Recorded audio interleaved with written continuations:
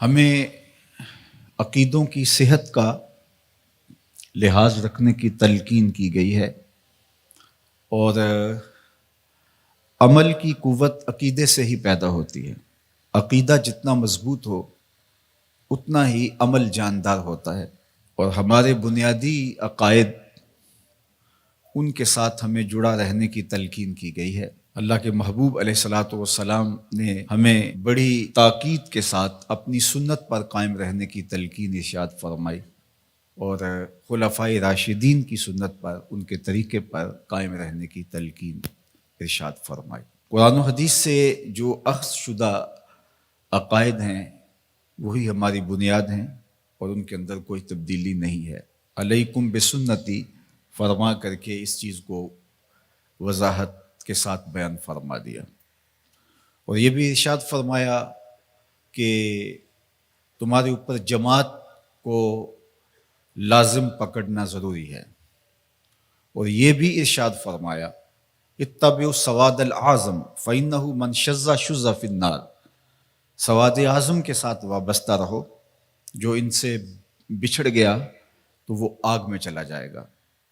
اس لیے کہ مسلمانوں کی جماعت کے ساتھ جڑنے میں ہی عافیت ہے، الگ راستہ اختیار کرنے سے یقیناً انسان نقصان میں جا گرتا ہے۔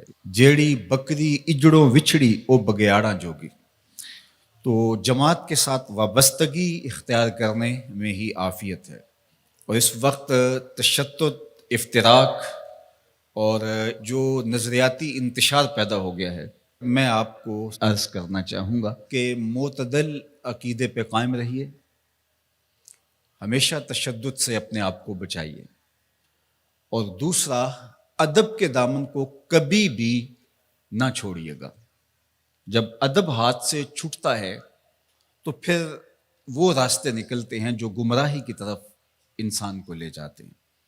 جس نظریے کی بنیاد میں ادب نہیں، چاہے انبیاء علیہ السلام کا ادب ہے، ذات باری تعالیٰ کا ادب ہے، اصحاب پیمبر کا ادب ہے، اہل بیت اطہار کا ادب ہے، اولیاء کا ادب ہے، جس نظریے کی اساس میں ادب کا عنصر نہیں ہے اس نظریے کو ہم نظریہ اسلام ہی نہیں مانتے۔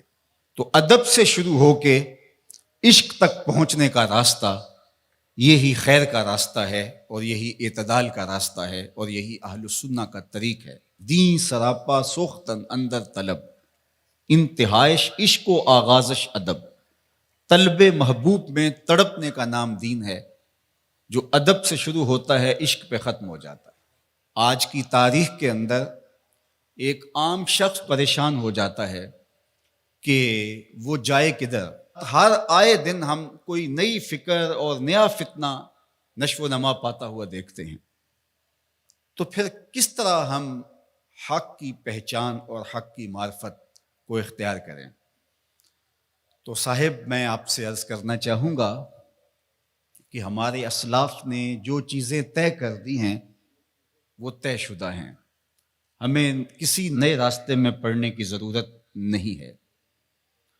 علامہ اقبال علیہ رحمہ نے بہت خوبصورت ہمیں اس حوالے سے رہنمائی کی ہے کہ زجتہاد عالمان کم نظر اقتدا بر رفتگاں محفوظ تھا۔ کم نظر علماء کی اقتدا سے بہتر ہے کہ جو تمہارے اسلاف ہیں ان کے طریق پر تم چلو، چونکہ ان کا طریق صحیح طریق تھا۔ کیوں؟ عقل آبایت ہوس فرسودہ نیست، کار پاکاں از غرض آلودہ نیست۔ ان کے جو نظریات تھے وہ کسی غرض کے تحت نشو و نما نہیں پائے تھے۔ انہوں نے اپنی خواہش اور اپنی آرزوؤں کی تکمیل کے لیے دلیلیں نہیں ڈھونڈی تھی، بلکہ جو دین تھا اس کے مطابق انہوں نے ہمیں راستہ اور راہ عمل عطا کیا اور عقائد ہمیں دیے۔ ایک بہت بڑا نام امام الحرمین امام ابو المعالی الجوینی رحمۃ اللہ تعالی علیہ، جب ان کا آخری وقت آیا تو اپنے شاگردوں کو اور اپنے پاس جو لوگ بیٹھے تھے ان کو گواہ بنا کے ایک بات کہی، اور کہا کہ میں ایک گہرے سمندر میں پھنس گیا ہوں، اور میں نے اسلام اور اہل اسلام کے علوم کو چھوڑ دیا، اور میں ایسے علوم کی تلاش میں سرگرداں رہا جن سے مجھے منع کیا گیا ہے، اور اگر اللہ کی رحمت میری یاوری نہیں کرتی تو میں سب سے زیادہ اللہ کی رحمت سے دور ہونے والے لوگوں میں شامل ہو گیا ہوں، اور اب میری آخری سانسیں چل رہی ہیں، تھوڑی دیر کے بعد میں تم کو الوداع کہہ دوں گا۔ تو امام الحرمین امام جوینی نے کہا کہ تم سب گواہ بن جاؤ، میں اپنی بوڑھی ماں اور نیشا پور کی بوڑھی عورتوں کے دین پہ اپنی جان دے رہا ہوں۔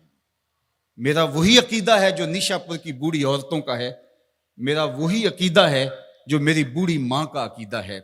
عقل آبایت ہوس فرسودہ نیست، کار پاکاں از غرض آلودہ نیست۔